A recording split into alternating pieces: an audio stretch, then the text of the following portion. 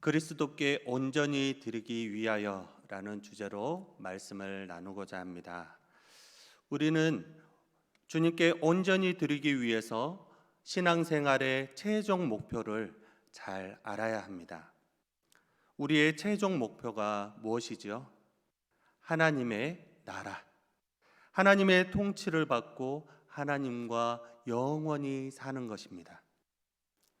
혹시 신앙생활 그 자체만으로 너무나 훌륭하기 때문에 정말 천국이 없어도 괜찮으신가요?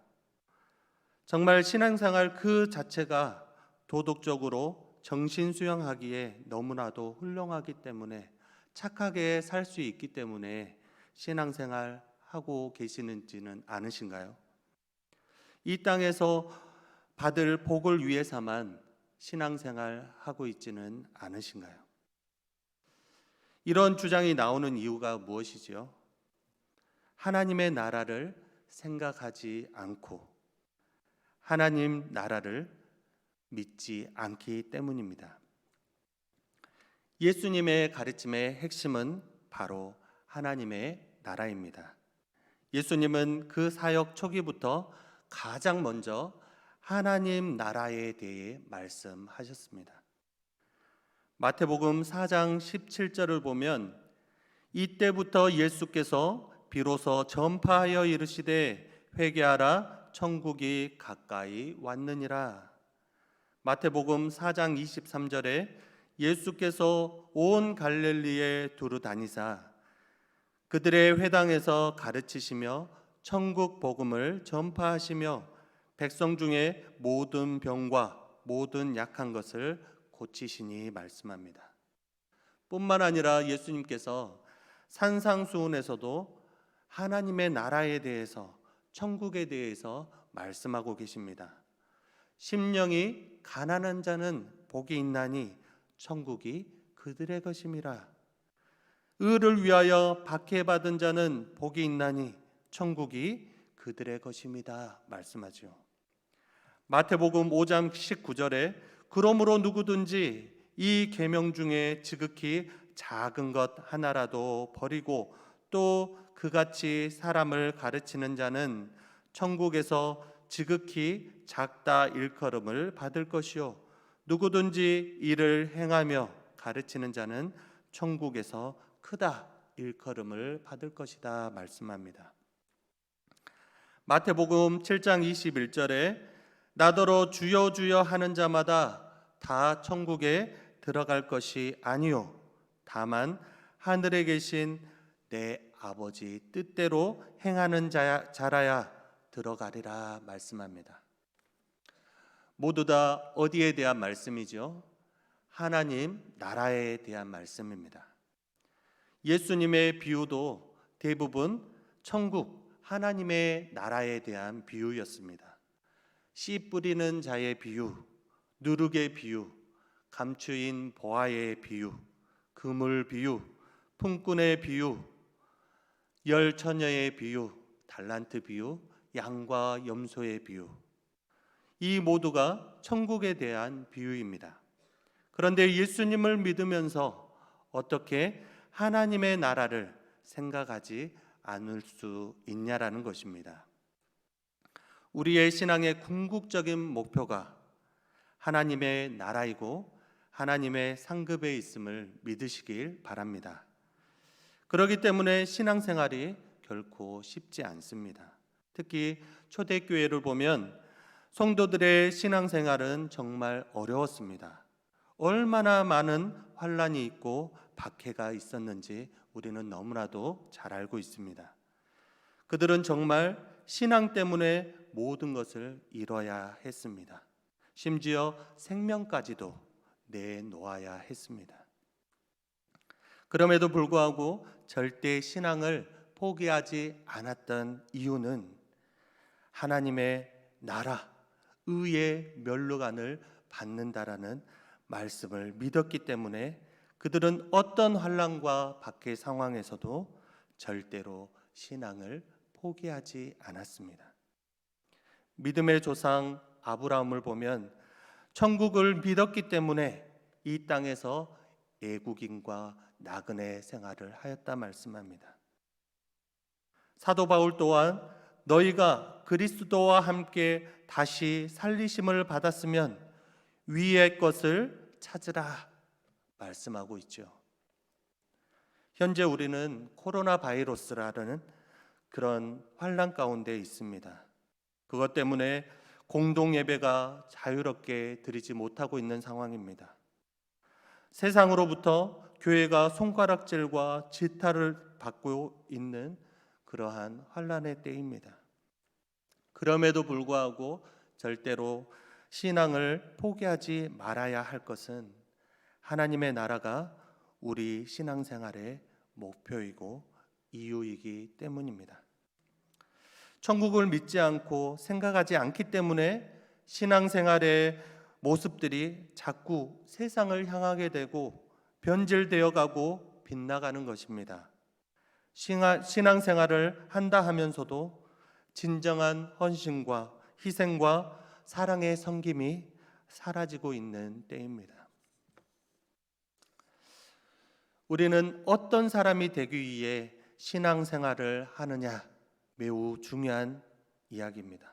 오늘 본문 2절을 보면 내가 하나님의 열심으로 너희를 위하여 열심을 내노니 내가 너희를 정결한 처녀로 한 남편인 그리스도께 드리려고 중매함이로라 말씀합니다. 한 남편이신 그리스도께 정결한 신부로 드리는 것, 그리고 그리스도께 드리려고 중매하는 사람이다 말씀하고 있습니다. 여기에서 중매한다라는 말은 결합시키다, 서로 맞추다라는 의미를 담고 있습니다. 바울이 고린도 교회 성도들의 영적 아비가 되어서 그들을 정결한 처녀로 한 남편이신 그리스도에게 결합시키다, 약혼시키다라는 의미이지요. 그렇기 때문에 고린도 교회와 성도를 향한 하나님의 열심과 사도 바울이 느끼는 그 열심이 얼마나 크고 중요한지 우리는 말씀을 통해 보게 됩니다. 모든 그리스도인들은 그리스도의 신부로 잘 준비되어져야 합니다. 구약에서는 하나님과 이스라엘 백성과의 관계가, 신약에서는 그리스도와 교회의 관계로, 더 나아가서는 우리에게는 성전 삼아주신 주님께서 신랑과 신부의 관계로 준비하고 계십니다. 그렇다면 신부로서 우리가 갖추어야 할 것이, 그 중요한 조건이 무엇인지 알아야 합니다. 바울은 너희 마음이 그리스도를 향하는 진실함과 깨끗함이라고 말씀하고 있습니다.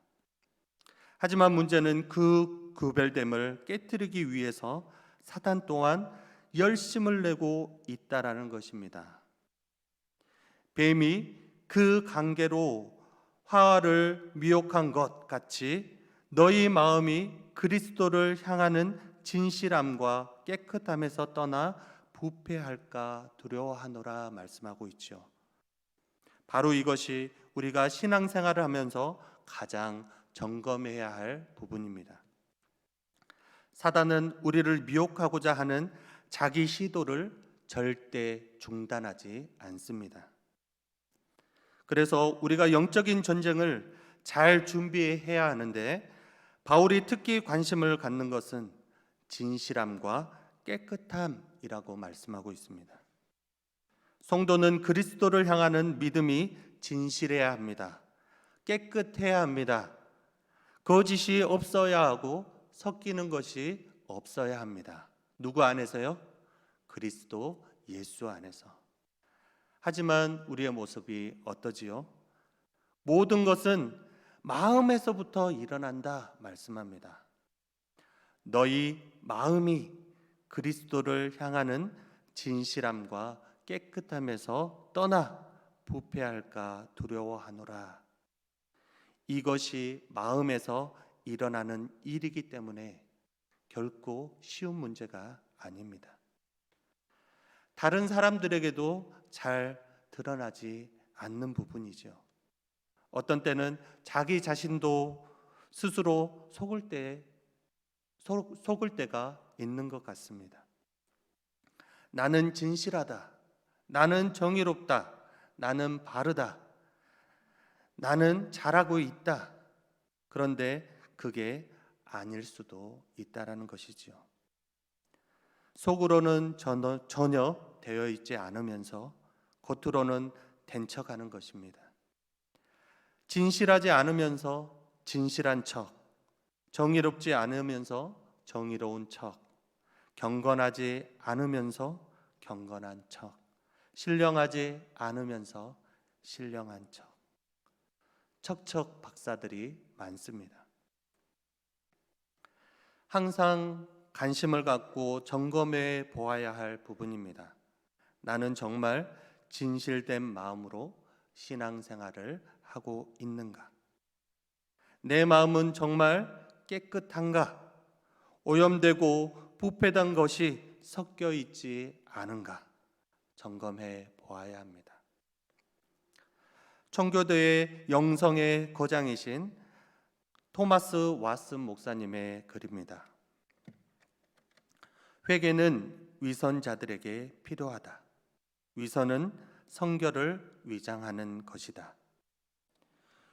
위선자 또는 무대 연기자는 도덕가보다 한술 더 떠 종교의 의상으로 몸 치장을 한다. 그는 경건의 모양은 갖추었지만 경건의 능력은 전혀 갖추지 못했다. 위선자는 아름다운 외관을 가진 집 같지만 모든 방 안은 어둡다. 그는 아름답게 금박을 입힌 썩은 기둥이며 신앙 고백의 가면 밑에 자기의 전염병의 상처를 감추고 있다. 위선자는 얼굴을 화장하는 것은 반대하지만 거룩을 꾸미는 화장을 한다. 그는 겉으로 선하기 때문에 정말로 악할 수 있다. 위선자는 그의 눈을 하늘나라에 못 받고 있는 것 같지만 그의 마음은 불순한 유욕으로 가득 차 있다. 그는 그의 양심에 역행하여 비밀한 죄 가운데 살아간다. 그는 말씀을 듣지만 오로지 기뿐이다. 그는 교회 헌신에 열심이며 그 점에서 다른 사람들이 그를 바라보고 칭찬하지만 그러나 그는 가정과 골방 기도를 등한시한다. 위선자는 겸손을 가장하지만 세상에서 출세하기 위하여서다. 믿음을 자처하지만 믿음을 방패로 삼기보다 오히려 가면으로 삼아 이용한다. 그는 겨드랑이에 성경책을 끼고 다니지만 마음속에는 가지고 다니지 않는다. 어떻습니까? 여러분과 저의 모습이 아닌가요? 목사인가? 장로인가? 권사인가? 집사인가? 어떤 직분이 있는가가 중요한 것이 아니라 진실함과 깨끗함으로 구별되는 것이 중요합니다. 이것이 바로 성도입니다. 사도 바울은 오늘 본문 4절에서 고린도 교인들이 범한 실수가 무엇이었는지 말씀합니다. 4절을 보면 만일 누가 가서 우리가 전파하지 아니한 다른 예수를 전파하거나 혹은 너희가 받지 아니한 다른 영을 받게 하거나 혹은 너희가 받지 아니한 다른 복음을 받게 할 때에는 너희가 잘 용납하는구나. 무슨 말씀이죠? 참 이상하게도 진리를 받아들일 때는 그렇게 힘들어하는데 거짓 교사들 말에는 너무나도 쉽게 빠진다라는 것입니다.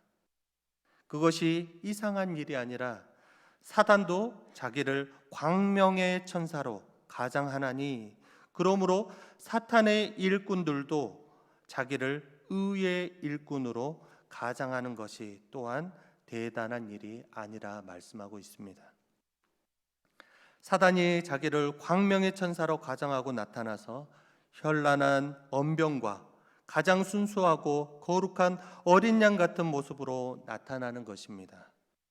그래서 우리가 그와 같은 사단의 계계에 속지 않기 위해서는 그리스도에 대해, 영에 대해, 복음에 대해 정확히 알아야 합니다. 다른 예수, 다른 영, 다른 복음이 있다 없다? 없다는 것입니다. 내가 처음 믿은, 내가 영접한 그 예수, 우리를 위해 동정녀 몸에서 나오신 그 예수, 십자가에 죽으시고 사흘 만에 부활하신 그 예수가 나를 구원해 주신 예수입니다. 여러분이 이미 믿은 그 예수, 그리스도의 복음 말고는 다른 복음이 없습니다. 여러분 안에 거하시는 그 성령 말고는 다른 영이 없습니다. 사탄이 광명의 천사로 여러분에게 접근해 오는 목적은 단 한 가지입니다.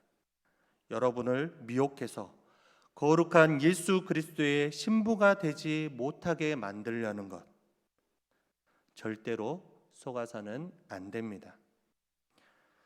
지금 여러분이 서 있는 바른 믿음 안에서 절대로 떠나서는 안 되는 것이죠.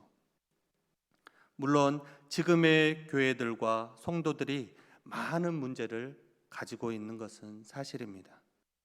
지금 교회에서 교회다운 교회, 성도다운 성도가 그렇게 많아 보이지 않습니다. 진짜 교회가 아니고 진짜 성도가 아니라는 말이 아니라 진짜 교회이고 진짜 성도인데 아직은 교회다운 교회, 성도다운 성도의 모습을 찾지 못하고 있다는 말입니다. 그래서 그 모습을 보고 사람들이 실망하고 왜 예수 믿는 사람들이 이 모양이야? 그리스도의 교회라는 교회가 왜 이 꼴인가? 그것 때문에 실망해서 교회를 떠나는 사람들이 굉장히 많습니다. 이것이 우리의 모두의 책임입니다. 하지만 그분들이 여전히 알아야 하는 그것이 있습니다. 무엇이죠? 복음이 중요한 것이고 그 복음이 갖고 있는 구원의 능력이 중요한 것입니다. 물론 그 복음을 담고 있는 교회와 성도들은 당연히 온전하고 거룩해야 합니다. 그것이 모든 교회와 모든 성도들의 당연한 책임이고 의무입니다. 하지만 불행히도 이 땅에 있는 우리는, 교회와 성도들은 아직은 너무나 연약하고 온전하지 못할 때가 많습니다. 다만 온전을 향해 나아가는 가장 가운데 있습니다. 그것이 평생 걸어가야 할 예수님을 닮아가는 성화의 과정입니다. 타락됨이 심각하다 보니 또 우리에게 육체의 연약함이 있고 또 우리가 타락된 세상의 한복판에서 살다 보니 그 거룩함과 온전함에 이르는 일이 얼마나 어려운지 모릅니다. 그래서 자꾸자꾸 실패하고 연약함을 노출되게 됩니다. 목사에게도 연약함이 드러날 때가 있고 성도들에게도 연약함이 드러날 때가 있습니다. 그러면 그때마다 우리는 어떻게 해야 하죠? 서로의 연약함을 인정하고 격려하고 기도하고 서로 사랑으로 안아줌으로써 그리스도의 몸된 교회를 세워가야 합니다. 그때마다 우리는 주님이 몸된 교회임을 인정하고 우리는 그 주님을 세워가야 할 줄 믿습니다. 그 교회와 성도들의 연약함을 보면서 그것이 그리스도의 복음의 한계 또는 허위성이라고 오해하면 안 됩니다. 예수를 믿는 사람이 어떤 모습으로 여러분 앞에 서 있든 오직 예수 그리스도가 길이요 진리요 생명입니다. 누구나 예수 그리스도를 믿어야만 구원을 받습니다. 하나님께서는 천하 인간에게 구원을 얻을 만한 다른 길을, 다른 이름을 우리에게 주신 일이 없다 말씀합니다. 우리가 믿는 그 예수 말고 다른 예수는 없습니다. 우리가 믿는 그 복음 말고는 다른 복음은 없습니다. 예수도 한 분이요 복음도 오직 하나입니다. 하나님도 한 분이시고 성령도 한 분이십니다. 세례도 하나입니다. 온 우주에 있는 진실한 교회도 오직 하나입니다. 그 교회가 바로 어린 양의 신부 예수 그리스도입니다. 그러므로 스스로 참 목자인 것처럼 가장하고 나타나서 기성교회나 기성 목회자들을 비판하는 사람들을 조심해야 합니다. 광명의 천사인 것처럼 가장하고 나타나서 여러분이 지금까지 전혀 듣지 못한 새로운 복음을 전한다면, 새로운 구원의 방법을 말해준다면 우리는 유혹에 빠지지 않도록 조심해야 합니다. 그들이 다 사탄의 일꾼들이고 여러분을 그리스도의 신부가 된 자리에서 떨어지게 만들려는 사람들입니다. 고린도 교회에 나타났던 거짓 교사들이 그런 사람들이었습니다. 그들이 고린도 교회에 나타나서 했던 일이 무엇이죠? 사도 바울과 고린도 교인들과의 관계를 떨어뜨려 놓은 것입니다. 사도 바울에 대해 헐뜯었습니다. 그들이 주장하는 가운데 하나는 바울에게 사도의 자격이 없다는 것입니다. 사도는 예수 그리스도에게 직접 배운 사람이어야 하는데 바울이 그런 적이 없다라는 것이죠. 오히려 그는 처음에는 예수 그리스도를 대적한 사람이었고 예수를 믿고 따르는 사람을 심히 박해하였던 사람이었다. 그런 사람이 어떻게 사도일 수 있느냐는 주장입니다. 또 한 가지는 바울이 말하는 것을 보면 부족한 사람이라 말합니다. 그것이 어떻게 사도라는 사람의 언변일 수 있느냐라는 것이죠. 사도라 하면 오순절날의 베드로처럼 2,000명, 3,000명을 회심시켜야 하고 사도 요한이나 다른 사도들처럼 말에 능통해야 하는데 특히 그 시대의 언변가였던 아볼로 정도는 되어야 한다고 비교하는 것이죠. 다른 사도와 비교하면서 바울은 사도가 아니라고 말하고 있는 것이죠. 그리고 마지막 하나는 바울이 싹스를 받지 않고 이 일을 하고 있다라는 것입니다. 다른 사도들은 다 교회에서 사역비를 받으며 그 직분을 감당하고 있는데 바울은 싹도 받지 않고 자비랑으로 사역하지 않느냐라고 이야기하죠. 그것은 다 사도의 자격이 없기 때문에 그렇게 한 것이 아니겠느냐라고 말하고 있습니다. 그렇듯 사람들은 말을 참 잘 만들어냅니다. 그들에 대해 바울이 답변하는 것은 오늘 본문 5절 이하에 말씀하고 있습니다. 그 말씀을 정리해서 한번 읽겠습니다. 나는 지극히 크다는 사도들보다 조금도 부족한 것이 없는 사람이다. 비록 내가 건강이 좋지 못해 말에는 힘이 없을 때도 있지만 예수 그리스도를 알고 진리의 복음을 아는 지식에는 그렇지 않다. 또 너희에게 부담을 주지 않고 오직 복음만을 받게 하기 위해 싹스를 받지 않고 복음을 전한 것이 정말 잘못된 일이냐? 그러면 나의 그와 같은 사역을 위해 마게도냐에 있는 교회들이 비용을 마련해 준 것이 내가 그들의 것을 갈취한 것이냐? 다만 너희에게 폐를 끼치지 않기 위해 나 스스로 조심한 것뿐이다. 내가 참 사도된 것과 너희를 사랑한 것을 하나님이 아시느니라 라고 변론하고 있습니다.